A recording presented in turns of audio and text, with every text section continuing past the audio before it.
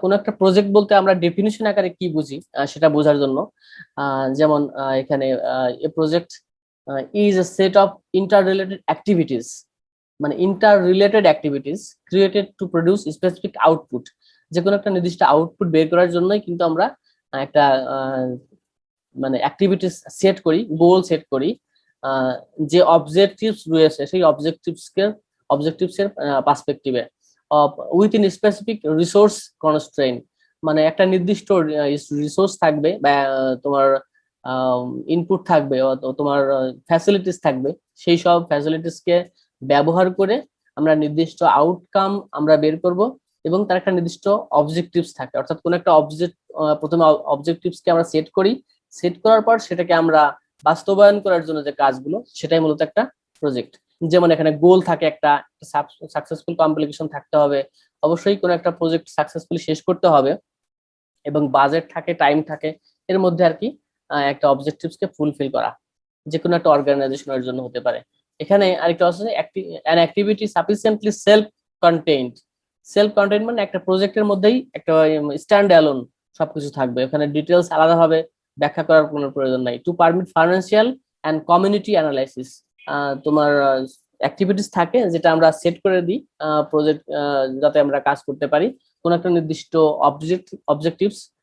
মানে প্রবলেম থেকেই তো অবজেক্টিভস আছে, তাই না? কোন একটা প্রবলেম থাকলে সেই প্রবলেমকে আমরা ফিক্স করার জন্য বা ওভারকাম করার জন্যই অবজেক্টিভস নেই, এবং সেই অবজেক্টিভস ফুলফিল করাটাই হচ্ছে প্রজেক্ট। যাই হোক, একটা আইডিয়া এখানে একটা দেওয়া আছে যে প্ল্যানিং, প্রথমে একটা প্রজেক্টের প্ল্যানিং করি আমরা। প্ল্যানিং করলে এখানে প্ল্যানিং এর মধ্যে চলে আসবে যে কি কি প্রবলেম থাকে, বা কমিউনিটিতে প্রবলেম বা রিসার্চ প্রবলেম হতে পারে, বা ডেভেলপমেন্ট মানে কনস্ট্রাকশন যে রিলেটেড, এগুলো একটা প্রজেক্টের মধ্যেই পড়ে। যেমন কোন একটা জায়গায় ব্রিজ বা কালভার্ট তৈরি করা দরকার, কারণ এটা প্রবলেম থেকে আসছে, তাই না? তখন আমরা এটা সমাধান করার উপায় কি, যে এটা একটা ব্রিজ করে দিলে এটা কমিউনিটির জন্য ভালো হবে, তাহলে এটা একটা প্রবলেম থেকে এই প্রজেক্টের প্ল্যানিং আসে। এরপরে ডেলিভারেশন, অর্থাৎ এখানে আরো বেশি চিন্তাশীল আলোচনার মাধ্যমে এটাকে আমরা আর একটু মূল্যায়ন করি। ফিজিবিলিটি স্টাডি যাকে বলা হয়, ইমপ্লিমেন্টেশন বাস্তবায়নের জন্য যা করা লাগে, এখানে ম্যান পাওয়ার যা যা লাগে সেটা আমরা দিতে পারবো। এক্সিকিউশন মানে এটা প্রকৃতপক্ষে কাজ শুরু হওয়া, এক্সিকিউশন অর্থাৎ প্রজেক্টের মানে কাজে নেমে পড়া আর কি, এক্সিকিউশন করা। এবং ইভালুয়েশন, কাজ শেষে মূল্যায়ন করা। কাজ শেষে মূল্যায়ন করতে গিয়ে যদি দেখা যায় যে কাজটা আসলে সাকসেসফুলি হয়নি, তখন আবার রিথিঙ্ক করা এবং নতুন করে প্ল্যানিং করা, তখন আবার কন্টিনিউয়াস এটা প্রজেক্ট সাইকেলের মধ্যে চলে আসবে, কন্টিনিউয়াস ডেভেলপমেন্টের মধ্যে চলে আসবে। অনেক সময় প্রজেক্ট এক্সটেন্ড হয়, দেখা গেল 2 বছরের প্রজেক্ট এক্সটেন্ড করে 6 মাস বৃদ্ধি করা হলো, কারণ হচ্ছে তোমার এখানে কিছু ফাইন্ডিংস দেখা গেল যে এখানে ল্যাকিংস আছে, তখন সেটাকে আইডেন্টিফাই করে এটা ফুলফিল করার জন্য আমরা তখন আবার প্রজেক্টের ডেটটাকে বাড়ানো হয়, ফাইন্যান্সিয়াল ফ্যাসিলিটিস বাড়ানো হয়। এটাকে একটা প্রজেক্ট সাইকেল বলা হয়। এখন প্ল্যানিং এর মধ্যে কি কি থাকে? Preliminary idea creation, identification, pre feasibility study of the define idea. যে কোনো একটা নির্দিষ্ট আইডিয়াকে আমরা নতুন সুন্দরভাবে মানে ফিজিবিলিটি স্টাডি না করে যদি কোনো প্রজেক্ট আমরা হাতে নিই, তখন কিন্তু দেখা যায় যে আসলে সেটা আসলে কোনো সাকসেসফুল ভাবে শেষ হয় না। ডেলিভারেশন মানে আরো বেশি থিঙ্কিং করা, গ্রুপ ডিসকাশন, প্রয়োজনে ফোকাস গ্রুপ ডিসকাশন করা, কমিউনিটির সাথে ইনভলভ থাকা, যারা মানে স্টেক হোল্ডার অথবা যারা তোমার সিভিল সোসাইটি, তাদের সাথে, গভর্নমেন্টের সাথে, প্রয়োজনে ফরেন এক্সপার্টদের সাথে যে করার আলোচনা করে বড় বড় প্রজেক্ট গুলোতে যেটা করা হয়। ইমপ্লিমেন্টেশন, এটা আসলে সিকিউরিটিং ক্যাপিটাল, মানে কনস্ট্রাকশনের জন্য যে কাজের যে মানে শুরু করা এবং সেটার ফ্যাসিলিটিস গুলো আনা, যেমন বড় বড় মেশিন লাগলে সেটা আনতে হয়, অথবা অনেক সময় যে ম্যান পাওয়ার হায়ার ম্যানেজমেন্ট মানে ম্যান পাওয়ার হায়ার করতে হয়, সেগুলোর নিয়ে আসার পরে তখন আমরা ইমপ্লিমেন্টেশন করি। এবং ইমপ্লিমেন্টেশন করার পরে এক্সিকিউশন, কাজে লেগে পড়া, mobilisation of the manpower, equipment এবং materials to carry out the plan. এবং এই সমস্ত বিষয়গুলো দিয়ে আমরা আমরা কাজ শুরু করে দেয় নির্দিষ্ট টাইম ফ্রেমের মধ্যে এবং নির্দিষ্ট বাজেটের মধ্যে। এবং আলটিমেটলি কি ইভালুয়েট করা, কাজ শেষে মানে আমরা কি অ্যাচিভ করলাম এবং এটা কি অ্যাচিভ হয়নি সেটার উপর ভিত্তি করে মূল্যায়ন করতে হয়, এবং পরবর্তীতে আবার নতুন করে রিথিঙ্ক করার পরে আবার প্রজেক্ট সাইকেল ম্যানেজমেন্টে, প্রজেক্ট সাইকেলে গিয়ে এটা আবার নতুন করে প্রজেক্ট শুরু হবে সেই বাকি অংশটা শেষ করার জন্য। যাক, এখানে দেখো একটা তোমাদের জন্য একটা একটা কুইজ মতো এখানে রয়েছে, activity reorganise the planning stage of research project shown below in a more logical sequence. এখন দেখো এখানে বেটার সিকোয়েন্স এবং প্ল্যানিং স্টেজ, মানে প্রথম দিকে আমরা একটা প্ল্যান বিভিন্ন মানুষের মাথায় বিভিন্ন স্টেক হোল্ডার বা বিভিন্ন কমিউনিটি লেভেলদের পিপলদের নিয়ে বা যারা প্রজেক্ট কাজ করবে তাদের নিয়ে আমরা একটা গ্রুপ ডিসকাশন করলাম। তখন অনেকের চিন্তা ছিল এরকম যে কেউ বললো যে একটা বাজেট, এত বাজেটের মধ্যে করতে হবে, কেউ বললো যে এই কাজ করতে হবে, এবং কেউ বললো যে আসলে প্রবলেমটা তো এই। এখন এর মধ্যে বলো তো কোন সিকোয়েন্সটা কি হবে, মানে আসলে স্টেপ বাই স্টেপ আগানোর জন্য একটা প্রজেক্ট সাকসেসফুলি আমরা ইমপ্লিমেন্ট করার জন্য আহ, মানে ডিসকাশন বা কোন একটা প্ল্যানিং স্টেজ সেট করার জন্য বেটার সিকোয়েন্স কি হতে পারে। এখানে প্রথমে দেখো যে প্রবলেম আইডেন্টিফাই, 2 নম্বরে অবজেক্টিভস, ঠিক আছে 2 নাম্বারটা। 3 নম্বরে অ্যাক্টিভিটিস, আইডেন্টিফাই অ্যাক্টিভিটিস, মানে আমাদের কি কি অ্যাক্টিভিটিস করতে কাজ করা লাগবে, কি অবজেক্টিভস, ঠিক আছে আমাদের অবজেক্টিভস এর উপর ভিত্তি করে কি কি কাজ করা লাগবে সেটা আমাদের সেট করতে হবে। 4 নাম্বার হচ্ছে closely estimate the duration of the activities, মানে প্রত্যেকটা কাজের কত সময় লাগবে সেটা। 5 নম্বরে set group of people area, এরপরে কাজের উপর ভিত্তি করে গ্রুপ অফ পিপল, কারণ কাজের উপর ভিত্তি করে তো গ্রুপ অফ পিপল সেট করতে হবে, তাই না? যদি কাজ হয় কনস্ট্রাকশন, তাহলে ওই রিলেটেড পিপলকে আমার হায়ার করতে হয়। যদি কাজ হয় সফটওয়্যার রিলেটেড, তাহলে আমাকে সফটওয়্যার ইঞ্জিনিয়ার হায়ার করতে হবে, তাই না? দেন এরপরে 6 number decide who will be responsible for carrying out project, এবং কারা প্রজেক্ট ইয়ে করবে আর কি, ক্যারি আউট করবে। রেসপন্সিবল নির্দিষ্ট যেহেতু সেগমেন্ট থাকে, একটা বড় প্রজেক্টের ক্ষেত্রে কিন্তু পার্ট বাই পার্ট থাকে, সেক্ষেত্রে এটা অ্যাসাইন করে দেওয়া গ্রুপের মধ্যেই পড়ে অনেকটা। এর 7 নাম্বার কি আছে, ড্রপ ওয়ার্ক প্ল্যান, এবং কাজের প্ল্যান তৈরি করা। তখন কাজের প্ল্যানের মধ্যে টাইম চলে আসে, টাইমটা ইয়ে করা থাকে। As a define resource requirement, plan করতে গিয়ে তখন রিসোর্স লাগবে। এরপরে determine feasibility of the project, লাস্টে কি ক্যালকুলেট বাজেট। এই তোমার হচ্ছে তোমার একটা মানে বেটার সিকোয়েন্স, একটা মানে লজিক্যাল সিকোয়েন্স এর মধ্যে চলে আসে। এগুলো করার পরে আমরা কোন একটা প্রজেক্ট সেট করতে পারি। এখন প্রবলেম স্টেটমেন্টের জন্য আমরা কি কি, এখানে আরো বেশি একটু আরো মানে ডিটেলস আলোচনা, যে কনসাইজলি কি কি বিষয় থাকা দরকার। Concisely describe the situation that needs to be change, আমাদের চেঞ্জ করার জন্য state who and what the affected, কারা কোন community affected, quantify the problem আর ডিসক্রাইব দ্য প্রবলেম আর টার্মস, মানে এখানে যে জাস্ট একটু দেখে নিও, explain why the problem exist. এখানে আমাদের জানতে হবে কেন মানে প্রবলেমটা এক্সিস্ট করতেছে। State if there is more than one cause, যদি কোনো অধিক কোনো কারণ থাকে সেটা বের করে নেওয়া। অ্যাসেস ওয়েদার মাল্টিপল কজেস আর ইন্টারডিপেন্ডেন্ট, মানে এটা দেখা যায় আরো এর সাথে অন্যান্য প্রবলেম আছে কিনা, যে কোনো, অর্থাৎ একটা নির্দিষ্ট প্রবলেমের জন্য আর গভীরভাবে চিন্তা করা এবং বিশদভাবে আলোচনা করা, তখন এই প্রবলেমটাকে মানে বের করে আমরা অবজেক্টিভস সেট করি, মানে সেই প্রবলেমের উপর ভিত্তি করে।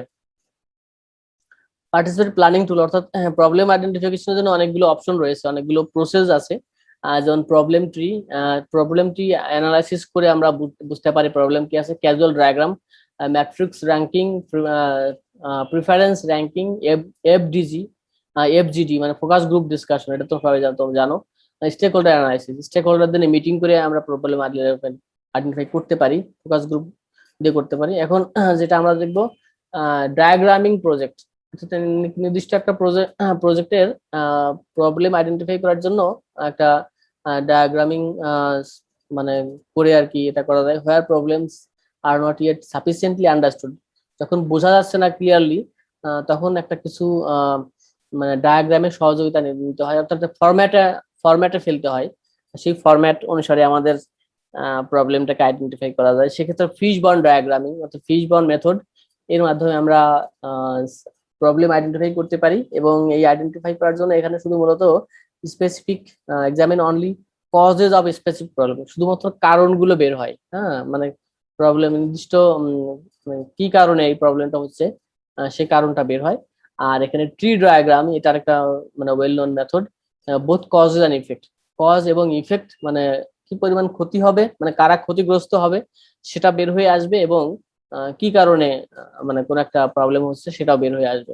দুইটা মেথড খুব, তবে ট্রি ডায়াগ্রাম ইজ বেটার আমার কাছে মনে হয়। ফিশবর্ন ডায়াগ্রামে কি, fishbone diagram uses 4 Ms, materials, man power, method and machine or other categories. তাহলে এখানে ম্যান পাওয়ারের জন্য কি থাকে? ম্যান পাওয়ার বলতে ধরো এখানে একটা এক্সাম্পল দেখো, a company is facing complaints for late delivery of milk. অর্থাৎ মানে একটা মানে ডেয়ারি ফার্ম মনে করে, ডেয়ারি ফার্ম তার মিল্ক সাপ্লাই দেয়, এখন তাদের এটা লেট ডেলিভারি, অর্থাৎ মানে ডেলিভারিতে লেট হয়। তাহলে এটা একটা প্রবলেম, তাদের প্রোডাকশনে গিয়ে প্রবলেম হচ্ছে, problem or effect. Late delivery of milk is resulting in an increase in complaints. মানে অনেক বেশি কমপ্লেইন আসছে কাস্টমারদের কাছ থেকে, সেক্ষেত্রে লেট ডেলিভারির জন্য। এখন এই প্রবলেমটা আইডেন্টিফাই করার জন্য আমরা ফিশবন ডায়াগ্রাম মেথড ব্যবহার করতে পারি। কিভাবে ব্যবহার করতে পারি? যেমন ম্যান পাওয়ার, প্রথমে আছে ম্যান পাওয়ার, ম্যাটেরিয়ালস, তারপরে মেথড, মেকানিক্স বা ট্রান্সপোর্ট। তবে ম্যান পাওয়ারের ক্ষেত্রে কোনো প্রবলেম আছে কিনা, ম্যান পাওয়ার সব ঠিক আছে কিনা, বা আনট্রেন্ড স্টাফ কিনা, বা পুয়ার ম্যানেজমেন্ট, এখানে যারা স্টাফ আছে তাদের ম্যানেজমেন্ট ভালো না, এরকম হতে পারে। যে তাদেরকে মানে ইয়ে কি বলে এটাকে, কোড কোড অফ কন্ডাক্ট, অথবা এই যে এটাকে বলে তোমার command chain, chain of command যাকে বলা হয়। চেইন অফ কমান্ড বলতে যে কোনো অর্গানাইজেশনের বস যেটা বলবে সেটাই রাইট, হ্যাঁ, মানে ইমিডিয়েট সুপিরিয়র বস, যেটা ইমিডিয়েট হায়ার পজিশনের যে বস যেটা বলবে সেটাই। এখন এই চেইন অফ কমান্ড যদি ব্রেকডাউন হয়, তাহলে কিন্তু একটা মিস ম্যানেজমেন্ট, হ্যাঁ, পুয়ার ম্যানেজমেন্ট, অথবা আনট্রেন্ড স্টাফ, ঠিক মতো মানে ট্রেন করা না, সেক্ষেত্রে কিন্তু মিস ম্যানেজমেন্ট হতে পারে। ম্যাটেরিয়ালস কি? যে source of milk, স্কার্স of feed, মানে মিল্কের যে মানে প্রোডাকশনটাই কম, এটা হতে পারে। হতে পারে method, door to door collection, to many collection, অনেক বেশি কালেকশন পয়েন্ট হওয়ার কারণে সে সেখান থেকে নিয়ে গিয়ে ডিফিকাল্ট হয়, এটা একটা প্রবলেম হতে পারে। অথবা মেকানিক্স বা ট্রান্সপোর্টের প্রবলেম, কুল ভ্যান অনেক বেশি অনেক কম থাকার কারণে এটা ম্যানেজমেন্ট। তাহলে এটা একটা মেথড, ফিশবন ডায়াগ্রামের মাধ্যমে আমরা যে কোনো একটা প্রবলেম আইডেন্টিফাই করতে পারি এভাবে দিয়ে। 2 নম্বরে ট্রি ডায়াগ্রাম। এখানে ট্রি ডায়াগ্রামে দেখো এখানে একটা প্রবলেম আছে, দেওয়া আছে কি poor live stock production. Poor live stock মানে গবাদি পশুর যেটা প্রোডাকশন, এটা কমে গেছে। হ্যাঁ, এটা কমে যাওয়ার কারণে কি কি সমস্যা হচ্ছে? প্রথমে ইফেক্ট, ইফেক্ট বলতে যে যেসব সমস্যা হচ্ছে কমিউনিটিতে, আর কি কারণে কমে গেছে সেটা নিচে দেওয়া আছে। কারণগুলো আমরা প্রথমে বের করব, যে পুয়ার লাইভ স্টক প্রোডাকশন, তাহলে কি কারণে তোমার প্রোডাকশনটা কমে গেল? কেউ বললো যে ইনসাফিসিয়েন্ট লোনের কম, লোন নাই, লোনের ফ্যাসিলিটিস নাই, সেই জন্য কমে গিয়েছে। কেউ বললো যে পুয়ার ফাইন্যান্সিয়াল ম্যানেজমেন্ট, ফাইন্যান্সিয়াল ম্যানেজমেন্টের জন্য ইনএফেক্টিভ গভর্নমেন্ট পলিসি, মানে একটা সিকোয়েন্স, গভর্নমেন্ট পলিসির জন্য লোন পাচ্ছে না আর কি আলটিমেটলি। সেখানে ইনসাফিসিয়েন্ট ফিড, পুরার প্রোডাকশন, মানে এখানে খাবার নাই, অর্থাৎ গবাদি পশুর যে খাবার সেটার সাফিসিয়েন্ট সাপ্লাই নাই, প্রোডাকশন নাই, এই জন্য এখানে এডুকেট গভর্নমেন্ট পলিসির একটা। ল্যাক অফ ট্রেনিং ইনস্টিটিউট, মানে তাদের জন্য ট্রেনিং করার জন্য যে প্রোডাক্ট সেই স্টাফ নাই, untrained man power, few train personal, inadequate quality of extension service, এটা হতে পারে। এক্সটেনশন সার্ভিসের ইনঅ্যাডিকুয়েট সাপ্লাই বা সার্ভিসটা লো কোয়ালিটি, এটা একটা কারণ হতে পারে। কারণগুলো আমরা খুঁজে বের করলাম। এখন এখান থেকে আমরা ইফেক্ট কি, এর এই প্রবলেম হওয়ার কারণে, পুয়ার লাইভ স্টক প্রোডাকশন হওয়ার কারণে কি কি সমস্যা হচ্ছে? প্রথমে দেখলাম ইনসাফিসিয়েন্ট সাপ্লাই অফ মিট আর মিল্ক, মানে মিট এবং মিল্কের ইনসাফিসিয়েন্ট সাপ্লাই মানে কমিউনিটিতে। এরপর কি হবে? পুয়ার হেলথ, ন্যাশনাল হেলথ, মানে জাতীয় স্বাস্থ্য ক্ষতিগ্রস্ত হচ্ছে, যেহেতু নিউট্রিশন এবং মিল্ক তাদের ইনসাফিসিয়েন্ট। এবং পুয়ার ন্যাশনাল গ্রোথ, এবং জাতীয়ভাবে মানে গ্রোথ যেটা জিডিপি থাকে সেটা কিন্তু কমে হ্যাম্পার করছে। এদিকে আরেকটা ইফেক্ট করছে, লো স্মল হোল্ডার ইনকাম, যারা স্মল স্টেক হোল্ডার, বিজনেসম্যান অথবা এন্টারপ্রেনার, তাদের কমে গিয়েছে income. Poorly level, poverty level increased, এবং আলটিমেটলি পোভার্টি লেভেল ইনক্রিজ হওয়ার কারণে ন্যাশনাল গ্রোথের প্রবলেম। তাহলে এই যে কারণ এবং ইফেক্ট বের করার পরে আমরা কিন্তু আলটিমেটলি বের করলাম যে এর পুরো লাইভ স্টক প্রোডাকশনটা থেকে কি কি ভাবে আমরা প্রবলেম বের করতে পারি।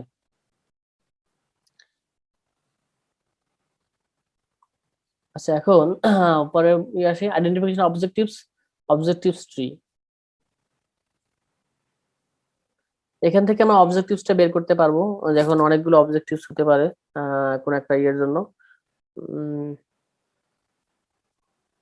দেখো এখানে আমাদের আমি তোমাদেরকে বলতে পারতাম যে এখানে কিভাবে কি করা যায়। তাহলে আমাদের অবজেক্টিভস কি কি হতে পারে, যে ইনক্রিজড কোয়ালিটি, এক্সটেনশন সার্ভিস, এদের প্রত্যেকটা কজ গুলোর যে কারণ, সেই কারণগুলোকে আমরা সমাধান করা, এবং আলটিমেটলি এই যে improve national health,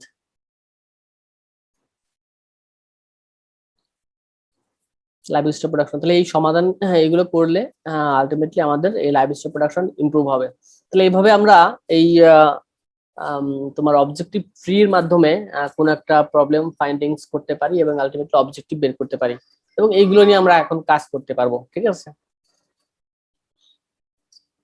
project objectives এর মধ্যে এখানে যে কোনো একটা অবজেক্টিভস, যে কোনো প্রজেক্ট হতে পারে, অথবা যে কোনো অবজেক্টিভস এর ক্ষেত্রেই তোমার একটা স্মার্ট হওয়া লাগে।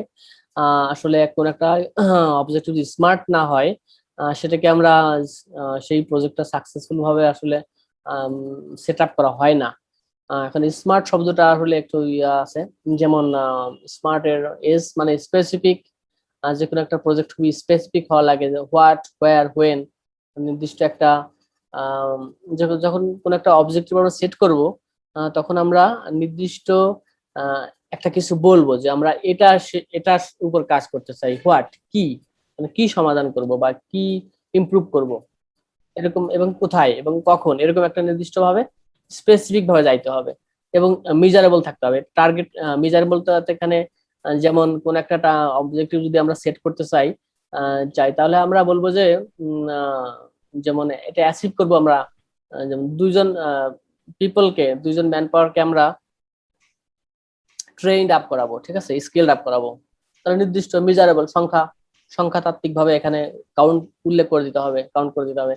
অ্যাচিভেবল, এটা আসলে কি রিয়েলিস্টিক কিনা, মানে এটা আমরা অ্যাচিভ করতে পারি কিনা, এটা হোলিস্টিক ভাবে যদি আমরা বলে দিই তাহলে তো হবে না। অ্যাচিভ করার মতো, মানে অ্যাচিভেবল হতে পারে এরকম কোনো মেজারেবল সংখ্যা। ধর একটা ট্রেনিং করলাম, একটা প্রজেক্ট নিলাম, যেখানে অবজেক্টিভস তোমার 200 ম্যান পাওয়ারকে আমরা ট্রেন্ড আপ করাবো, কিন্তু আমাদের ফাইন্যান্সিয়াল বাজেট কম, তাহলে কি এটা হবে? এটা রিয়েলিস্টিক হবে না। এটা রিয়েলিস্টিক করার জন্য আমরা বলতে পারি যে ঠিক আছে 3 জন বা 4 জনকে আমরা এটা স্কিলড আপ করাবো। তাহলে এটা কিন্তু একটা অথেন্টিক, একটা অ্যাচিভেবল, মানে রিয়েলিস্টিক ওয়েতে করা যায়। রিলেভেন্ট কিনা, যেমন সফটওয়্যার ইঞ্জিনিয়ারদের আমি যদি ইয়ে করি, তোমার প্ল্যান করি যে ওদেরকে আমি ট্রেন্ড আপ করাবো, কিন্তু প্রজেক্ট নিলাম আমি এগ্রিকালচার ডেভেলপমেন্ট রিলেটেড, সেখানে একটা সাপোর্টিং হিসেবে রাখলাম, কিন্তু এটা হবে না। সেজন্য রিলেভেন্ট থাকতে হবে, টাইম বাউন্ড, নির্দিষ্ট সময়ের মধ্যে এটা সেট করতে হবে। এইভাবে প্রত্যেকটা বিষয় স্মার্ট ভাবে আমরা একটা অবজেক্টিভ সেট করতে পারি। এটা ব্যক্তিগত ভাবে হতে পারে, অথবা যে কোনো অর্গানাইজেশন, যে কোনো একটা অবজেক্টিভ সেট করার জন্য তোমাকে একটা অবশ্যই এই যে 5টা পয়েন্ট মনে রাখতে হবে। তোমার লাইফ লাইফ হিস্ট্রিতেও, মানে তোমার ব্যক্তিগত জীবনেও কিন্তু যে কোনো একটা অবজেক্টিভ সেট করার জন্য সময় উল্লেখ করতে হবে, স্পেসিফিক থাকতে হবে, মেজারেবল থাকবে, অ্যাচিভেবল করতে পারবো কিনা, রিলেভেন্ট থাকতে হবে, তোমার ভালো লাগে এরকম কোনো টপিকস নেই তোমার অবজেক্টিভ করতে হবে, টাইম বাউন্ড থাকতে হবে, তাহলে সেটা আসলে অ্যাচিভ করা যায়, মানে তাহলে এটা সাকসেসফুলি এটা অ্যাকমপ্লিশ হয়। আদারওয়াইজ এই যে কোনো অবজেক্টিভ সেটা কিন্তু সাকসেসফুলি ইমপ্লিমেন্ট করা ডিফিকাল্ট হয়ে যায়। ঠিক আছে। তাহলে এই বিষয়গুলো মাথায় রাখতে হবে, যে কোনো একটা ভালো অবজেক্টিভ সেট করার জন্য এই স্মার্ট হওয়া লাগবে বিষয়টা। এখন project objectives, look at the objectives below, is it smart, প্রথমেই তোমাকে প্রশ্ন করতে হবে এটা কি স্মার্ট কিনা। যেমন 1 নম্বরে দেখো, the project will educate the community on new variety of rice. একটা নিউ ভ্যারাইটিতে একটা নির্দিষ্ট প্রজেক্ট মনে করো, এটা এডুকেট করবে, educate the community on new variety of rice, নতুন ভ্যারাইটির সাথে এটা মানে পরিচয় করিয়ে দিবে। ঠিক আছে, এটা একটা অবজেক্টিভ। এটা কি স্মার্ট বলে মনে হয় তোমাদের কাছে?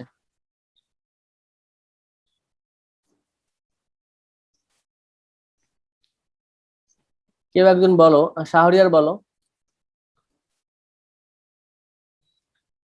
শাহরিয়ার শুনতে পাও আমাকে?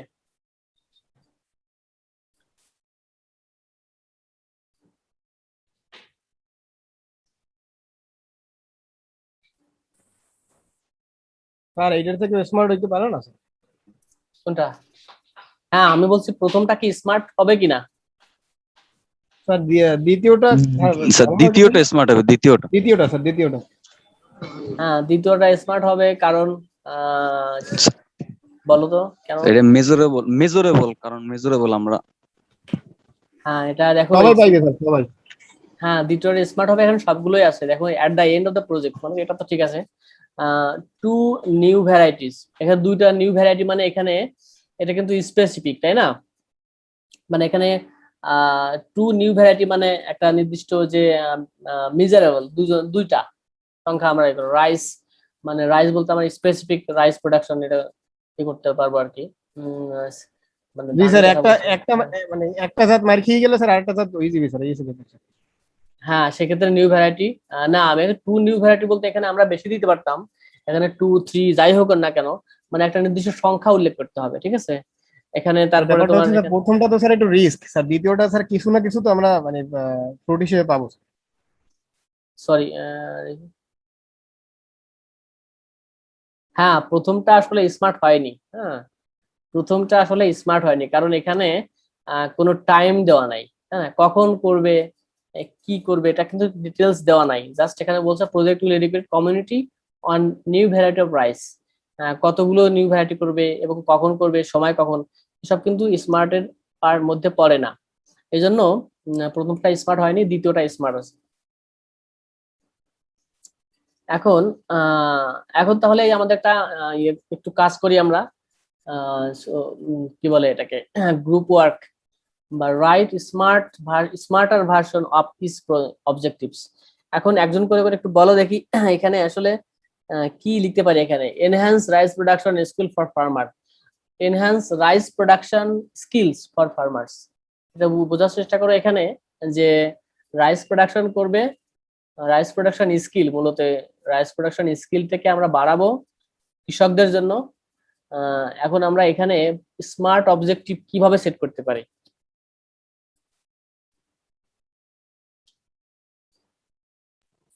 ট্রেনিং। হ্যাঁ, এখানে লিখবো আমরা যে at the end of the project, হুম, at the end of the project, যেমন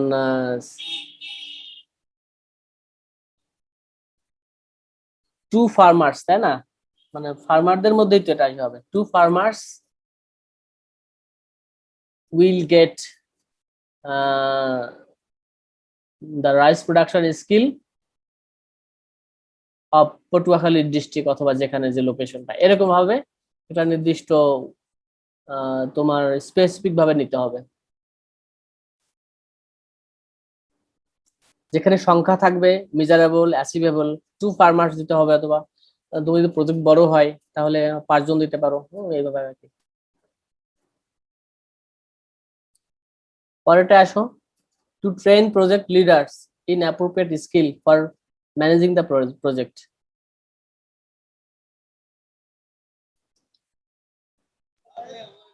স্যার আমরা দুইটা ওয়ার্কশপের আয়োজন করতে পারি এই জন্য, হ্যাঁ, ট্রেন করার জন্য।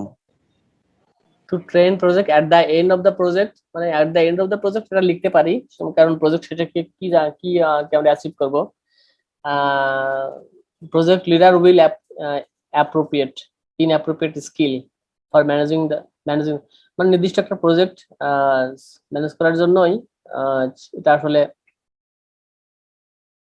আমরা একটা স্কিল ফিক্সড ডেভেলপ। স্কিল গুলো আমরা তুলে ধরতে পারি স্যার। হ্যাঁ, এটা কিভাবে হবে সেটা বলো সরাসরি।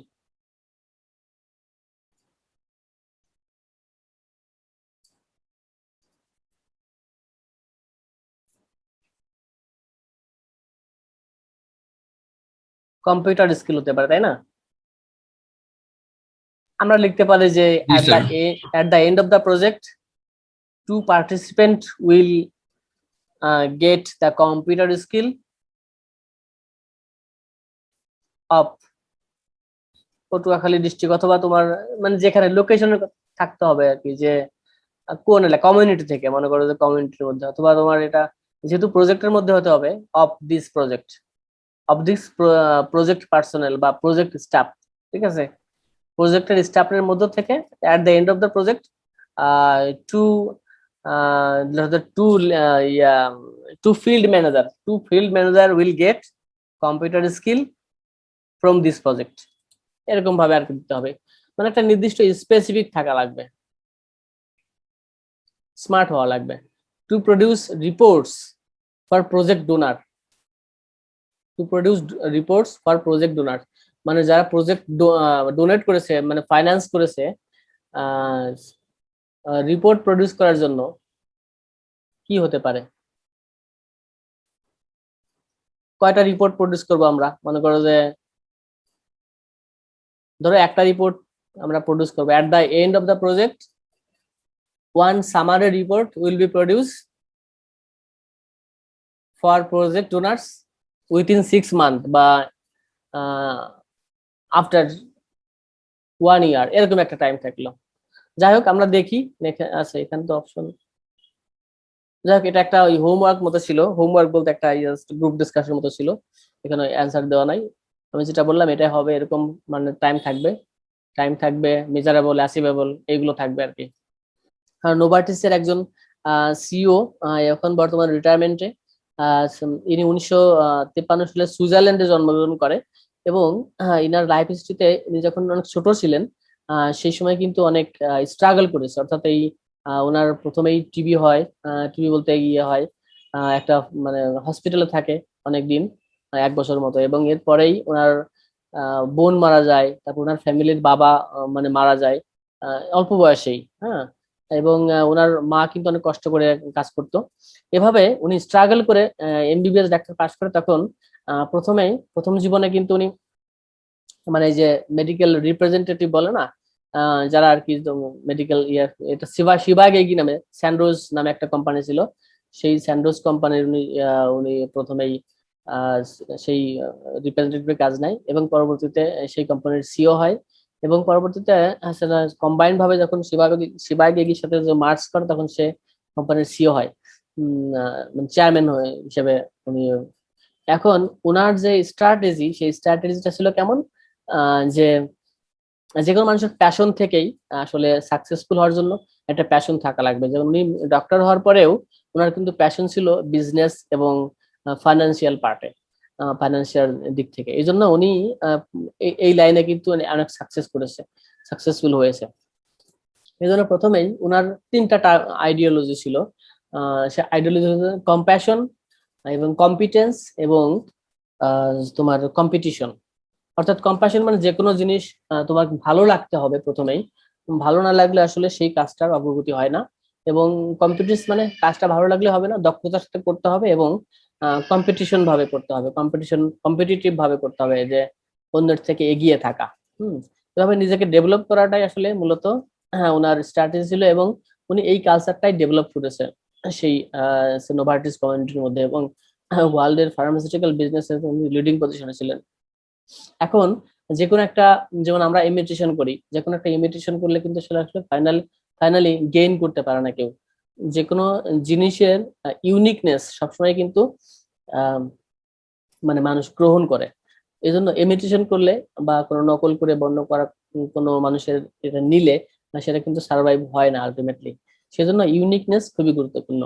এভাবে আমরা ড্যানিয়েল ভেসেলার লাইফ হিস্ট্রি থেকে নিজেদের ইন্সপায়ার করতে পারি, এবং আমাদের একজন গুড ম্যানেজার হওয়ার জন্য কি কি করা লাগবে সেটা আমরা স্টেপ বাই স্টেপ এই স্লাইডগুলোতে দেখব।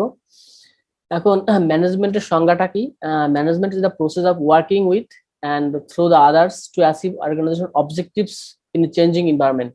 যে কোনো একটা চেঞ্জিং এনভায়রনমেন্টের জন্য আমাদের যে অর্গানাইজেশনকে মানে অর্গানাইজেশনের স্টাফদের মধ্যে এবং পরিবেশের সাথে কাজ করা এবং নির্দিষ্ট অবজেক্টিভসকে ফুলফিল করাই হলো ম্যানেজমেন্ট। ম্যানেজমেন্ট আসলে তেমন কিছু না, একটা পরিবেশের সাথে খাপ খাওয়ানো এবং সেই অবজেক্টিভসটা ফুলফিল করা, এবং কাজ করতে হবে কাদের সাথে? কমিউনিটির সাথে, এবং অবশ্যই সেই এনভায়রনমেন্টের সাথে। এটা হলো ম্যানেজমেন্ট। এখন একটা কথা থাকে যে ম্যানেজমেন্ট আসলে, আচ্ছা নেক্সট টপিক ভাই, যেমন ম্যানেজমেন্টের কি যেন বলতে চাচ্ছিলাম, যাই হোক ম্যানেজমেন্টের জন্য যে বেসিক যে বিষয়টা, এটা অনেক স্টাডি হয়েছে, ম্যানেজমেন্টের রোল আসলে কি ম্যানেজারদের রোলটা কি, হ্যাঁ কিভাবে একজন ভালো ম্যানেজার হওয়া যায় সেটাতে অনেক স্টাডি হয়েছে। সেই স্টাডিতে দেখা যায় যে একজন একটা ইফেক্টিভ একটা ম্যানেজার হওয়ার জন্য যে বিষয়টা থাকে, তিনটা বিষয়: working with and through the others, অন্যের সাথে কাজ করা, এবং getting the most out of limited resource, মানে লিমিটেড রিসোর্স নিয়ে কাজ করা, এবং balancing effect and efficiency. Effect balancing effectiveness and efficiency, effectiveness এবং ইফিসিয়েন্সি দিয়ে কাজ করতে পারলে এটা আসলে একটা ভালো ম্যানেজার হওয়া সম্ভব। নয়েজ আসছে, তোমরা আনমিউট করে রাখো।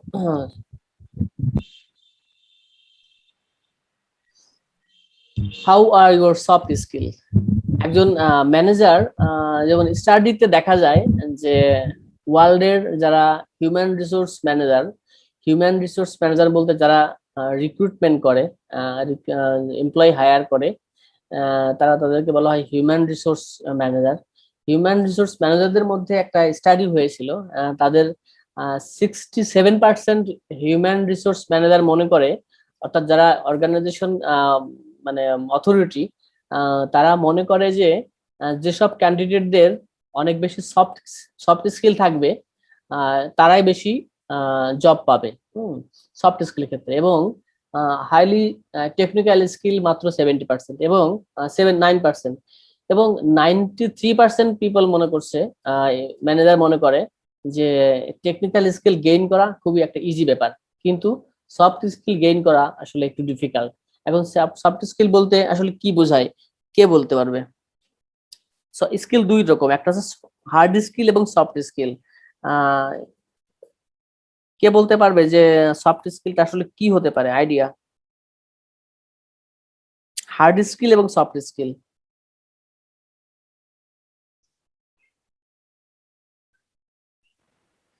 স্যার সফট স্কিল বলতে স্যার মানে আমরা যেটা মানে একটা একটা স্কিল ডেভেলপ কর, মানে যেটা আমার ভাবে আসবে, মানে যেটা আমার স্কিল। হ্যাঁ বলো, শেষ করো শামসুন্নাহার, শান্তা।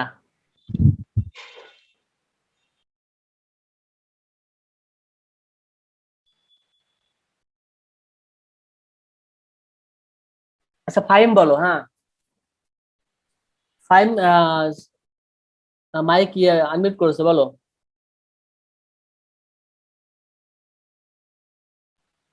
সফট স্কিল আসলে কি, মানে আইডিয়া, একটা ধারণাগত থাকে না যে এটা হতে পারে।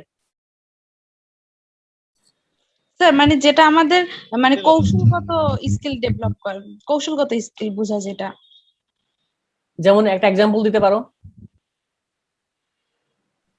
স্যার আমাদের যে কমন মানে স্কিল গুলো, যেমন স্যার লিডারশিপ, তারপর হচ্ছে কমিউনিকেশন, স্যার ক্রিয়েটিভিটি, এইসব স্যার হচ্ছে সফট স্কিল। আর হার্ড স্কিল হচ্ছে স্যার স্পেসিফিক কোন স্কিল, যেমন আমি কোন একটা প্রফেশনে গেলাম, ওই যেমন আমি স্যার ডক্টর হলাম, ডক্টর একটা স্কিল স্যার, ওইটা হচ্ছে হার্ড স্কিল, এরকম কিছু কিনা স্যার? ঠিক, ঠিক আছে। এটা কে বললো? ফাহিম বলছে না? ঠিক আছে, একেবারে শাহরিয়ার। Shahriar absolutely right. কারণ সফট স্কিল হচ্ছে কমিউনিকেশন স্কিল বা লিডারশিপ অথবা কনভিন্সিং পাওয়ার, অথবা হতে পারে অর্গানাইজেশন পাওয়ার বা ম্যানেজমেন্ট পাওয়ার। মানে কোন একটা, দেখা যায় স্টুডেন্ট অতটা মানে খুব বেশি ভালো না পড়াশোনায়, কিন্তু অর্গানাইজেশন করতে পারে ভালো, মানে যে কোনো একটা অর্গানাইজ করা বা একটা ইভেন্ট অ্যারেঞ্জ করা তার জন্য কোনো মানে ব্যাপারই না, এরকম। কিন্তু অথবা মানে কমিউনিকেশন স্কিল অনেক ভালো।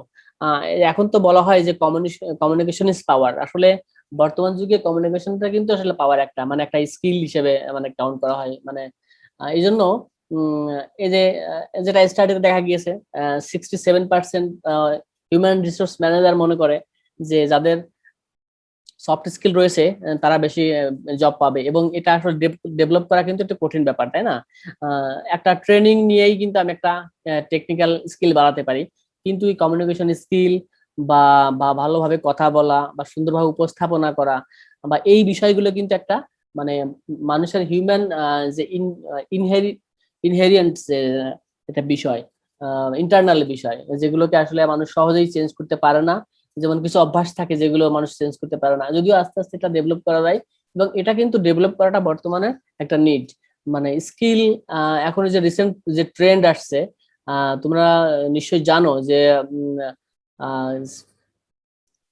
আহ, তোমার যে রিসেন্ট কি বলে, রিসেন্ট যে থিঙ্কিং মানুষের বা হিউম্যান রিসোর্স যারা ইন্ডাস্ট্রিতে শুধুমাত্র স্কিলড লেবারকে মানে জব জব পাবে, আদারওয়াইজ সার্ভাইভ করতে পারবে না, ঠিক আছে। যদি কেউ স্কিলড না হয় তাহলে কিন্তু সে সার্ভাইভ করতে মানে পারবে না আর কি, জব পাবে না। সেজন্য আমার মনে হয় যে সফট স্কিল তোমরা গেইন করতে পারো এবং এটা খুব গুরুত্বপূর্ণ। এখন দেখো, তাহলে হিউম্যান রিসোর্স তোমার ম্যানেজমেন্টের জন্য অবশ্যই সফট স্কিল গুরুত্বপূর্ণ। এখন আমরা যে তিনটা পার্ট দেখেছিলাম, ইফেক্টিভনেস এবং ইফিসিয়েন্সি। একজন ম্যানেজার, গুড ম্যানেজার, সে কি করবে? দেখো তিনটা বিষয় এখানে রয়েছে, যে too much emphasis on effectiveness, অর্থাৎ আমি ইফেক্টিভনেস এবং ইফিসিয়েন্সির পার্থক্যটা আগে বুঝতে হবে। দেন ইফেক্টিভনেস হলো কোন একটা কাজ আমি করতে পারলাম সর্বোচ্চ রিসোর্স ব্যবহার করে, এবং নির্দিষ্ট টাইমের মানে রিসোর্সের ক্ষেত্রে এখানে গুরুত্বপূর্ণ। রিসোর্স, আমি অনেক বেশি রিসোর্স ব্যবহার করলাম, যেটা আমাদের বাজেটে ছিল না, সেটা আমি ব্যবহার করলাম, কিন্তু আমি কাজটা শেষ করলাম। আর ইফিসিয়েন্সি হলো যে নির্দিষ্ট লিমিটেড মানে নির্দিষ্ট রিসোর্সের মধ্যেই আমার কাজটা টাইমলি শেষ করতে পারা হলো ইফিসিয়েন্সি, দক্ষতা। অর্থাৎ নির্দিষ্ট সময় দেওয়া থাকবে, সেই সময়ের মধ্যে কাজটা শেষ করতে পারা হলো ইফিসিয়েন্সি। আর ইফেক্টিভনেস হলো যে আমি রিসোর্স আমার এখানে লিমিটেড না থাকলেও আমি কাজটা শেষ করতে পারলাম, এটা হলো ইফেক্টিভনেস। এখন যদি কোনো একটা অর্গানাইজেশনের বা লিডার যদি ইফিসিয়েন্সি এবং ইফেক্টিভনেস যদি ব্যালেন্স করতে না পারে, তাহলে সে কিন্তু গুড একজন লিডার হতে পারবে না, কারণ এখানে একটা ব্যালেন্স খুবই গুরুত্বপূর্ণ অর্গানাইজেশনের জন্য। এখন প্রথমটা দেখো, too much emphasis on effectiveness, effectiveness এর উপর অনেক বেশি গুরুত্ব দেওয়া হয়েছে। দ্বিতীয় নাম্বার কি হয়েছে? ইফিসিয়েন্সি রিসোর্স এখন আন্ডার ইউটিলাইজ, সবগুলো রিসোর্স শেষ হয়ে গেছে কিন্তু কাজটা শেষ হয়নি, এই জন্য। কিন্তু লাস্টটা দেখা যায় job has the jobs gate done, job শেষ হয়েছে কিন্তু এবং রিসোর্সটাও লিমিটেড রিসোর্স ব্যবহার হয়েছে, হ্যাঁ, কোনো ওয়েস্ট করা হয়নি। এভাবে ultimately balance, emphasis on the effectiveness and efficiency, এটা খুব গুরুত্বপূর্ণ অ্যাজ এ গুড লিডার। এখন রিসেন্ট যে ট্রেন্ড, সেই ট্রেন্ডের মধ্যে আমরা জানি যে মানে কিছুদিন আগেও আমরা সবসময় বস ওরিয়েন্টেড ছিল, যে কোনো অর্গানাইজেশনে, যে কোনো তোমার প্রজেক্টে হতে পারে বা লিডারশিপের যে অর্গানাইজেশন বলো বা ইন্ডাস্ট্রি, যেখানেই বলো সবকিছুতে বস ওরিয়েন্টেড, অর্থাৎ সবকিছু সুপারভাইজ করবে বস, অ্যাডমিনিস্ট্রেটিভ রোল। কিন্তু এখন ট্রেন্ড চেঞ্জ হয়ে গেছে, এখন কমিউনিটি পিপলদের উপর এটা চলে আসছে। অর্থাৎ বস এখন লিডারশিপ থাকবে ঠিক আছে, কিন্তু এমফাসিস দিতে হবে টিম মেম্বার, অর্থাৎ সেই টিম মেম্বার নিয়ে আমাদের কাজ করতে হবে, তাহলে আমাদের এটা উত্তরোত্তর বৃদ্ধি পাবে যে কোনো ফাইন্যান্সিয়াল অর্গানাইজেশন বা যে কোনো একটা প্রজেক্ট। কালচার ওরিয়েন্টেশন কি হবে? মনোকালচার থেকে মাল্টিকালচার, অর্থাৎ এখানে মাল্টিকালচার দিকে। Quality ethics, after after thought, মানে কাজ করার পরে, এখন আগে থেকেই চিন্তা করতে হবে। পাওয়ার বেসিস, নলেজ, রিলেশনশিপ, রিওয়ার্ড, মানে এখন আমাদের সবসময় জ্ঞান এবং রিলেশনশিপ এবং রিওয়ার্ডের উপর, অর্থাৎ কমিউনিটি না, এখানে যে কোনো অর্গানাইজেশন মনে করো, যদি স্টাফদের যদি আমরা রিওয়ার্ড দেই, তখন কিন্তু আমরা সেটাকে আমরা বেশি, অর্থাৎ ইন্সপায়ার করা, টিম মেম্বারদের ইন্সপায়ার করা, রিওয়ার্ডের মাধ্যমে সবাই ইন্সপায়ার হয়। তখন যে কোনো একটা টিম মেম্বার যদি আমরা ইন্সপায়ার করতে পারি, সেটা কিন্তু অনেক বেশি তারা নিজেদেরকে পাওয়ার মানে মানে মানে মনে করবে যে তারা এখানে রোল, তাদের একটা রোল প্লে, তাদের একটা রোল রয়েছে, একটা সিগনিফিক্যান্ট একটা কন্ট্রিবিউশন রয়েছে, এটা যদি তারা মনে করে, তাহলে কিন্তু সে নিজের মনে করে কাজ করতে থাকবে। এটা কিন্তু একটা ভালো লিডারশিপের মানে গুরুত্ব। প্রাইমারি অর্গানাইজেশনাল ইউনিট, এখানে অবশ্যই টিম নিয়ে কাজ করতে হবে, মানে দেন ইন্ডিভিজুয়াল। পার্সোনাল ডিলিং, অবশ্যই কোঅপারেশন, উইন টু উইন, এখানে উইন টু উইন খুব গুরুত্বপূর্ণ, অর্থাৎ শুধু লিডারশিপ যে নিজের যোগ্যতা বা নিজের তোমার কন্ট্রিবিউশন, এটা নিজের উইন করার যে মানসিকতা, সেটা প্রেস্টিজ নিজের মধ্যে রাখা, এটা থেকে যখন কাস্টমারদের আমরা উইন টু উইন একটা সিচুয়েশন তৈরি করে দিব, তাহলে তারাও কিন্তু সহযোগে কাজ করতে পারবে। লার্নিং, লার্নিং বলতে এখানে আছে কন্টিনিউয়াস লার্নিং, লাইফ লার্নিং থাকতে হবে, কন্টিনিউয়াস একটা ট্রেনিং ব্যবস্থা থাকতে হবে যে কোনো একটা অর্গানাইজেশনের জন্য। Continuous learning, life long learning থাকলে সেটা আসলে ভালো একটা ট্রেন্ড আপ একটা টিম ডেভেলপ হয়। যেমন যদি একটা একটা ভালো একটা কথা আছে, যেমন ড্যানিয়েল ভেসেলারি তার কথা, যে change or change yourself or you will be change. মানে নিজেকে চেঞ্জ করো অথবা আহ, তোমার তুমি চেঞ্জ হয়ে যাবে। চেঞ্জ হয়ে যাবে মানে তোমার কি হবে, নিজের যে অবস্থান চেঞ্জ করো, অথবা তোমাকে রিপ্লেস করবে অন্য কেউ। এরকম একটা মানে একটা কথা দিয়ে যে সে তার একটা ভালো একটা থিওরি ছিল এরকম।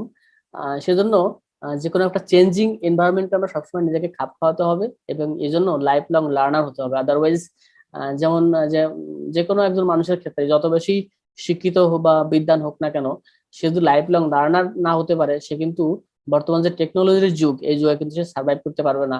কারণ আমরা জানি যে নলেজ বা বা যে আহ, উম, তোমার টেকনোলজি যেভাবে ডেভেলপ করছে, নলেজ যেভাবে ইনক্রিজ হচ্ছে, ঠিক আছে, সেখানে সেটা কিন্তু মানুষের যে তোমার তোমার ক্যাপচারিং যে ক্যাপাসিটি তার থেকে দ্বিগুণ হারে অনেক বেশি।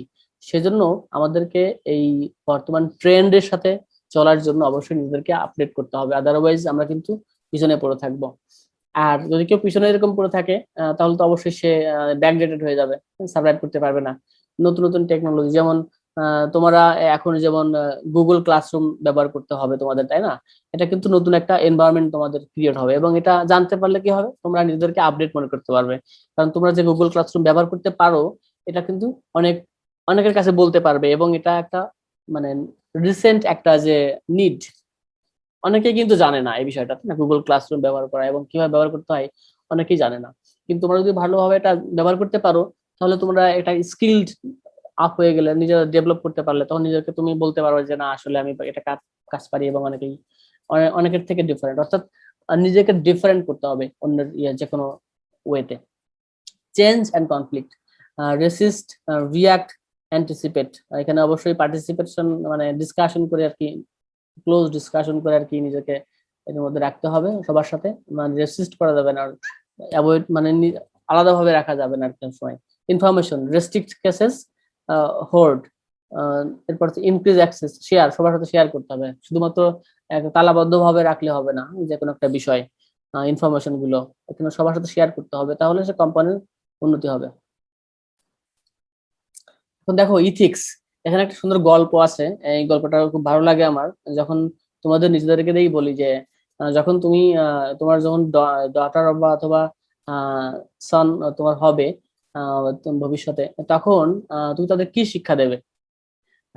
তখন তুমি তাদেরকে একটু প্রশ্ন করো যে আসলে তুমি আসলে কি শিখতে চাও, বা আসলে কি শিক্ষা দিতে চাও, এরকম একটা প্রশ্ন যদি থাকে, তখন আহ অনেকে, বর্তমান যে ট্রেন্ড, এরকম একটা কোশ্চেন করেছিল যে আসলে যদি এরকম সুযোগ থাকে যে মানে আনএথিক্যাল ওয়ে আনএথিক্যাল ওয়ে যদি আমি ব্যবহার করতে পারি, এবং এটা যদি আম, উম, মানে কট হওয়ার সুযোগ না থাকে, মানে উইল আই গেট কট, যদি আমি আহ মানে যদি আমাকে কেউ ধরতে না পারে, এরকম একটা সাধারণ বাংলা কথা আর কি, তাহলে সে আনএথিক্যাল ওয়েতে নিজের পজিশনকে ক্রিয়েট করার জন্য চেষ্টা করবে, তাই না?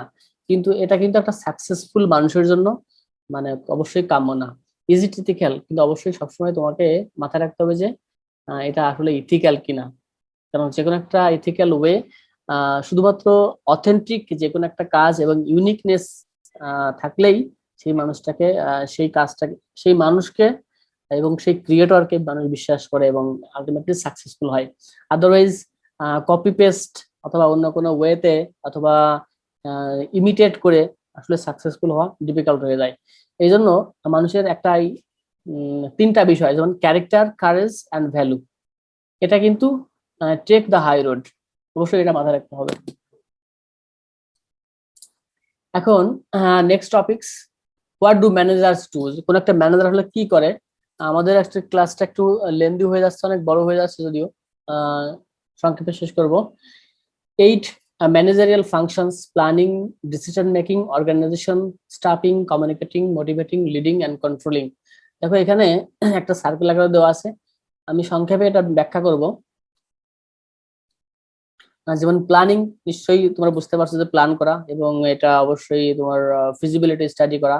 ডিসিশন মেকিং মানে এখানে অবশ্যই আগে থেকেই একটা ডিসিশন করে নেওয়া, যে কোনো একটা managing for the effectiveness and efficiency, মানে আলটিমেটলি এটাকে অ্যাচিভ করার জন্য আমরা যা করি। অর্গানাইজেশন, অর্গানাইজেশন মধ্যে মানে চেইন অফ কমান্ড থাকা, অর্থাৎ চেইন অফ কমান্ড থাকলেই যে কোনো অর্গানাইজেশনে চেইন অফ কমান্ড থাকলেই, অর্থাৎ জাস্ট ইমিডিয়েট বস যে থাকবে সে যদি মনে করে যে না আমার বসের কথাটাই আহ, মানে আমার অর্গানাইজেশনের কথা, মানে সেক্ষেত্রে কিন্তু যদি এরকম থিঙ্কিং থাকে যে প্রত্যেকটা এমপ্লয়ি যদি মনে করে যে না আমার বসই আমার অর্গানাইজেশন, তাহলে সে কি হবে, সে তখন সেভাবে আম, তোমার কথাগুলো পালন করবে, কাজগুলো পালন করবে, আলটিমেটলি কিন্তু সাকসেস হবে। স্টাফিং, স্টাফিং বলতে এখানে ম্যান ম্যান পাওয়ার থাকতে হবে, ট্রেনিং দিতে হবে, এবং কন্টিনিউয়াস ট্রেনিং থাকতে হবে, সেক্ষেত্রে হবে। কমিউনিকেশন, অবশ্যই স্টাফদের সাথে ডিরেক্টলি কমিউনিকেট করতে হবে, এবং কন্টিনিউয়াস কমিউনিকেশনের মধ্যে রাখতে হবে স্টাফদের মধ্যে, এমপ্লয়ীদের মধ্যে। মোটিভেটিং, তাদেরকে মোটিভেট করতে হবে এবং তাদেরকে পাওয়ার দিতে হবে। এবং আহ, এটাকে বলা হয়, সুন্দর একটা কথা ছিল যে থিঙ্ক অফ পাওয়ার, অর্থাৎ আমি আমি নিজেকে মনে করি যে না কোম্পানিতে আমার একটা রোল আছে এবং আমি এটা ডিজার্ভ করি। এই ধরনের মানসিকতা যখন মানুষের মধ্যে আসবে তখন সে কিন্তু কাজ করতে উদ্বুদ্ধ হবে। লিডিং, সবাইকে লিডিং দিতে হবে, নির্দিষ্ট সেগমেন্ট করে দিতে হবে, এবং কন্ট্রোলিং, আলটিমেটলি কন্ট্রোল মানে পাওয়ার থাকবে সমস্ত বিষয়ের উপরে। এভাবে একটা ম্যানেজিং ফর ইফেক্টিভনেস এবং ইফিসিয়েন্সি ম্যানেজ হয়ে যাবে আলটিমেটলি। এই 8টা ইয়ে ছিল, পার্ট ছিল। এখন ম্যানেজার স্কিল, মূলত ম্যানেজারদের যে স্কিল, এটা আসলে 3টা সেগমেন্টে ভাগ করা হয়েছে।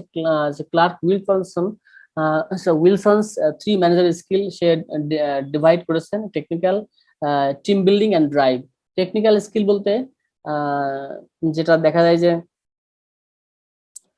আহ, এখানে আলাদা করে ভাগ করা আছে, এগুলো আমি যেগুলো জাস্ট দেখি। এখানে দেখো টেকনিক্যাল স্কিল বলতে কি বোঝায়, যে যেটা আসলে আমরা মানে নির্দিষ্ট ডিসিপ্লিন থেকে লার্ন করেছি, যে কোনো টেকনোলজি শিখেছি আমরা, সেগুলো। হ্যাঁ, এটা ক্লাসিফিকেশন অফ গোল অবজেক্টিভস, এটার উপর ভিত্তি করে আমরা গোল করতে, প্রবলেম সলভিং, ইন্টিগ্রিটি, এগুলো তো দেখে নিও, এটা খুব সুন্দরভাবে লেখা আছে, এগুলো বুঝতে পারবা। এখানে ট্রাবল, টিম বিল্ডিং, অবশ্যই টিম বিল্ডিং এটা গুরুত্বপূর্ণ। আলটিমেটলি ড্রাইভ, মানে এখানে কাজ করার যে সুযোগ। এখানে how do managers learn to manage, এটা খুব গুরুত্বপূর্ণ একটা এখানে স্লাইড। মানে ম্যানেজার যারা লিডিং পজিশন আছে, হিউম্যান রিসোর্স ম্যানেজার অথবা অন্য যারা, তারা আসলে কিভাবে শেখে। হ্যাঁ, এই যে একটা কথা বলে না যে কাজ করলে কেবল মানে ভুল থেকে মানুষ শেখা যায়, যদি কেউ ভুল না করে সে আসলে শিখে না। কোনো একটা কাজ ভুল করলেই সেই ভুলটাকে সংশোধন করার জন্য সেই স্কিলটা ডেভেলপ হয়ে যায়। সেজন্য ভুল না করলে আসলে কাজ শেখা যায় না। সেজন্য 50% জব অ্যাসাইনমেন্ট, মানে যারা ম্যানেজার, তারা নির্দিষ্ট রুটিন অ্যাক্টিভিটি করতে গিয়ে তারা কাজগুলো শিখে যায়, এবং 50% ম্যানেজারই আসলে কাজ করতে গিয়ে শেখে, এবং 30% রিলেশনশিপ থাকে এর মধ্যে শিখে যায়, এবং ফর্মাল ট্রেনিং অ্যান্ড এডুকেশন মাত্র 20%। তাহলে কাজ শুরু করলেই কেবল কাজের মানে অভিজ্ঞতা বাড়ে, এবং প্র্যাকটিস মেক্স ম্যান পারফেক্ট বলেন একটা কথা, এটা আসলে মানে এভাবেই একটা মানুষকে অভিজ্ঞ, মানে কন্টিনিউয়াস ভাবে একটা কাজ করতে করতে সে অভিজ্ঞ হয়ে যায়। এখন career tips for today's and tomorrow's manager, মানে যখন ম্যানেজার হিসেবে নিজেদেরকে আত্মপ্রকাশ করতে চাও, অবশ্যই তোমাদের একটা গোল থাকে, টার্গেট থাকে, তাই না? তো কিভাবে আসলে কি কি মানে তোমাদের আসলে টার্গেট, কি বিষয়ে মাথা রাখা উচিত, সেটা আসলে এখানে দেখা যায়। অ্যাসেস ইয়োর সেলফ, অবশ্যই তোমাকে অ্যাসেস করতে হবে, তোমার নিজেকে অ্যাসেস করতে হবে যে আমি নিজেকে কোথায় দেখতে চাই, এবং আমি আসলে আমার ভিতর কি আছে, এবং কি পজিটিভ বিষয় কি রয়েছে এবং নেগেটিভ বিষয় কি রয়েছে, পজিটিভ থিঙ্কিং কি এবং স্কিল আমার কি আছে, এগুলো আমাকে নিজেকে একটু অ্যাসেস করতে হবে। সেজন্য এখানে তোমরা একটা কাজ করতে পারো, তোমরা নিজেরা একটা হোমওয়ার্ক আমি দিব, একটা অ্যাসাইনমেন্ট দিব ক্লাস শেষে, যে তোমার প্রত্যেকের নিজেদের 20টা করে ভালো লাগার টপিকস খুঁজে বের করতে হবে, মানে তোমাকে অ্যাসেস করতে হবে, তোমাকে তোমার 20টা ভালো লাগার আহ, বিষয় তোমাকে সাম আপ একটা লিস্ট ডাউন করতে হবে যে আমার এই জিনিসগুলো ভালো লাগে। তখন তোমার কেরিয়ার ডেভেলপ করার জন্য কিন্তু এটা গুরুত্বপূর্ণ, কারণ যদি ভালো লাগার বিষয় না থাকে, প্রথমেই আমি সবাইকে একটা কথা বলি যে কি ভালো লাগে, হ্যাঁ মানে ভালো লাগার বিষয়টা না থাকলে আসলে কোনো কিছুতে মনোযোগ বসে না। এবং কম্প্যাশন, কম্পিটিশন, কম্প্যাশন, তারপর তোমার কম্পিটেন্স, কম্পিটিশন, এগুলো আসলে কম্প্যাশনটা প্রথমে যদি না থাকে, কোন একটা বিষয় যদি ভালো না লাগে, তাহলে কিন্তু মানে কম্পিটেন্স হওয়া যায়, দক্ষ হওয়া যায় না সেটা নিয়ে। এজন্য প্রথমেই 20টা ভালো লাগার লিস্ট ডাউন করো যে এই বিষয়ে ভালো লাগে নিজের ক্যারিয়ার ডেভেলপমেন্টের জন্য। ড্রাফট এ মিশন স্টেটমেন্ট, একটা মিশন সেট করো যে আমি এই ভালো লাগার উপর ভিত্তি করে স্মার্ট অবজেক্টিভ এটার মতো করে কিভাবে আমি মিশনটা সেট করতে পারি যে আমার কি কি করা লাগবে। মিশন বলতে এখানে কাজ, কি কি করা লাগবে। ভিশন বলতে একটা টার্গেট, হ্যাঁ, আর মিশন বলতে কাজ, কি কি একটা ড্রাফট মিশন করো। ব্রেন স্টর্মিং, বলতে তুমি স্টুডেন্টদের বা তোমার ক্লাসমেটদের জিজ্ঞেস করতে পারো, বন্ধুদের জিজ্ঞেস করতে পারো আসলে আমার আমি কি কাজ করলে আমার ভালো হয়, বা সাজেস্ট করতে পারো যে আসলে আমার যে ক্যারেক্টারিস্টিক্স বা আমার যে স্কিল, আমার যে যোগ্যতা, কি মনে হয় যে আমার এই লাইনে গেলে ভালো হবে, বা আমি আহ, এই সেক্টরে আমার কেরিয়ার গড়লে ভালো হবে। এইভাবে তোমরা একটা ব্রেন স্টর্মিং করতে পারো, অথবা রিসার্চ করতে পারো, নেট সার্চ করতে পারো, নেটওয়ার্ক মানে ইন্টারনেট সার্চ করে দেখতে পারো যে কিভাবে এটা নেটওয়ার্ক মানে তোমার একটা বিল্ড করা। রিসার্চ কোম্পানি, রিসার্চ কোম্পানি বলতে এখানে জাস্ট এখানে সার্চ করা যে যেখানে তোমার কাজগুলো করতে চাও সেগুলো একটু সার্চ করে দেখা।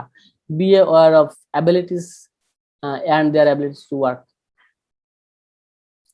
Of your abilities and their abilities to work, মানে এখানে বলছে অর্গানাইজেশন, যে অর্গান তুমি কাজ করতে চাও সেখানে তাদের অ্যাবিলিটিস কি, তারা কি কাজ মানে করাতে চায় এবং তোমার যোগ্যতা কি। অর্থাৎ তুমি যদি ব্যাংক সাইড তোমার ভালো লাগে, ব্যাংকিং, তাহলে তোমার সেই যোগ্যতা আছে কিনা তাহলে দেখতে হবে। অথবা তুমি সফটওয়্যার ইঞ্জিনিয়ার বা তোমার একটা সাপোজ একটা ম্যানেজার হতে পারো কোনো একটা ডিজাস্টার রিলেটেড কোনো একটা অর্গানাইজেশন, তাহলে তাদের যে রিকোয়ারমেন্ট জিআইএস তুমি জানো কিনা, তাহলে সেটা তোমার না থাকলে সেটা জানতে হবে। এরকম একটা সামারি করে যে ক্যারিয়ার টিপস, এখানে এই স্লাইড থেকে career tips for today's and tomorrow's manager, তাহলে এখানে প্রথম কাজ হবে যে 20টা ইয়েস বের করা আর কি, মানে স্ট্রং পয়েন্ট অথবা ভালো বা কি বলে লাইকস লিস্ট ডাউন করা। সাকসেস টু সাকসেস, এটা once you have found the right job, এখানে আসলে একটা বড় একটা ইয়ে দেওয়া সামারি দেওয়া আছে। Have you think everything, how do you think, how you think is everything, মানে এটা অলওয়েজ বি পজিটিভ, মানে সবকিছু তুমি কিভাবে চিন্তা করো। এখানে তো কিছু জাস্ট কথা বলা আছে, এগুলো পড়ে দেখতে পারো। সবকিছু তো পজিটিভ ভাবে চিন্তা করতে হয়, তাহলে আসলে এর ফলাফলটা পাওয়া যায়। নেগেটিভ ভাবে চিন্তা করলে সবকিছু নেগেটিভ আসে, এই জন্য কখনোই নেগেটিভ হতে হয় না। নেগেটিভ কোনো বিষয় থাকলেও পজিটিভের মধ্যে কনভার্ট করে ফেলতে হয় আর কি।